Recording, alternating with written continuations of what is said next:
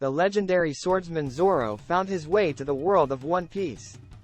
He had heard of a powerful swordsman named Mihawk and was eager to test his skills against him. Zoro had been traveling for weeks until he finally arrived at the island where Mihawk was rumored to be located. When he finally found him, Mihawk was amazed by Zoro's swordsmanship skills. They both challenged each other to a duel, which would test their abilities to the fullest. The duel began, and Zoro and Mihawk clashed their swords against each other with intense ferocity. Their swords created sparks as they sliced through the air, and their movements were so fast that it seemed as if the air around them was moving.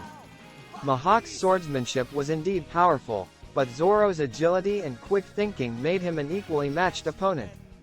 However, as the sun began to set, Zoro realized that Mihawk was beginning to take the upper hand. The two swordsmen continued to fight, each testing the other's limits.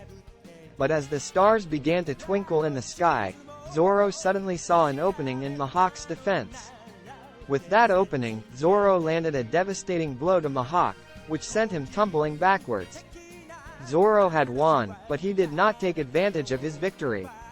Instead, he extended his hand to Mihawk. Although these duels were intense, they always ended with a mutual respect for one another's strengths.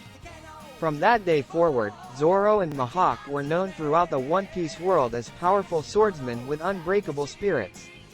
Their legends would continue to inspire others for generations to come. Thank you for watching.